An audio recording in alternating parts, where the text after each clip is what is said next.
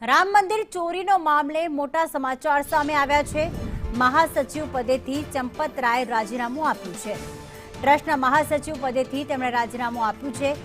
જો કે 8 આરોપીઓ સામે ફરિયાદ નોંધાઈ છે, તેમાં ચંપત રાયનું નામ જ ન હતું। ડોક્ટર અનિલ મિશ્રાએ પણ રાજીનામું આપ્યું છે। તો ટ્રસ્ટના મહાસચિવ પદેથી ચંપત રાય રાજીનામું આપી દીધું છે। રામ મંદિરમાં દાન ચોરીના મામલે તેમણે રાજીનામું આપ્યું હોવાનું સૂત્રો પાસેથી માહિતી મળી રહી છે।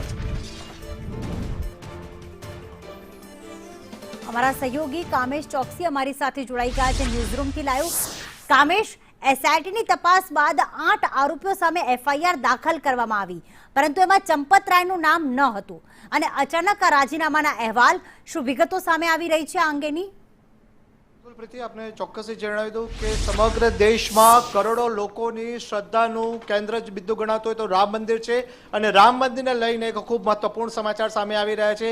રામ મંદિરના મહાસચિવ પદેથી ચંપત રાયે રાજીનામું આપી દીધું છે। ખૂબ મહત્વના અને મોટા સમાચાર કહી શકાશે। આ એટલા માટે મોટા સમાચાર છે કારણ કે મહાસચિવ પદેથી ચંપત રાયનું ફરિયાદમાં નામ ના હોવા છતાં તેમણે રાજીનામું આપી દીધું છે। આ સાથે જ ટ્રસ્ટના 2 અન્ય સભ્યો જે છે તેમણે પણ અનિલ મિશ્રા સહિત 2 સભ્યો છે તેમણે પણ રાજીનામું આપ્યું છે।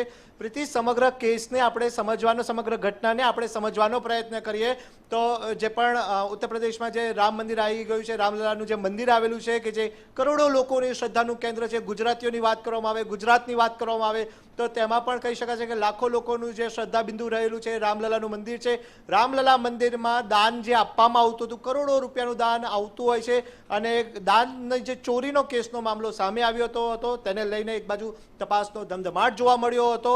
ત્યારબાદ મુખ્યમંત્રી યોગી આદિત્યનાથની વાત કરવામાં આવે, ઉત્તર પ્રદેશના મુખ્યમંત્રી યોગી આદિત્યનાથે પણ સ્પષ્ટ કીધું હતું, સ્પષ્ટ નિર્દેશ આપ્યા હતો કે રામ મંદિરના દાનની ચોરીના કેસમાં કોઈને પણ છોડવામાં નહીં આવે, કોઈને બક્ષવામાં નહીં આવે અને કાયદેસરની કાર્યવાહી કડકમાં કડક પગલાં લેવામાં આવશે। ત્યારબાદ જે સમગ્ર મામલો સામે આવ્યો, 8 લોકોના જે ફરિયાદની બાબત સામે આવી હતી, બીજી બાજુ તપાસનો ધમધમાટ યથાવત હતો।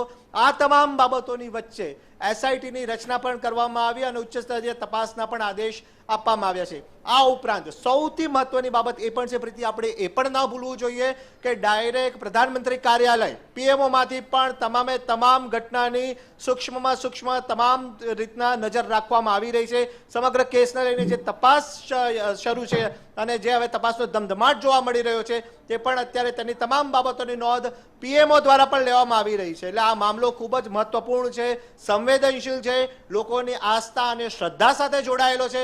ત્યારે હવે મહાસચિવ પદેથી ચંપત રાયે રાજીનામું આપી દીધું છે। ટ્રસ્ટના જે સભ્યો, અન્ય 2 સભ્યો છે, અનિલ મિશ્રા સહિત 2 સભ્યોએ રાજીનામું આપી દીધું છે। ત્યારે હવે જોવાનું રહેશે કે આગામી સમયમાં આ ઘટના કઈ દિશામાં આગળ વધશે। ચંપત રાયે રાજીનામું આપ્યું તેને લઈને પણ અનેક સવાલો પેદા થાય છે। શા માટે ચંપત રાયે રાજીનામું આપ્યું, સૌથી મોટો સવાલ છે અને આ સાથે જ કહી શકાય કે આગામી સમયમાં સમગ્ર ચિત્ર સ્પષ્ટ થશે। બિલકુલ, આભાર કામેશ તમામ વિગતો માટે।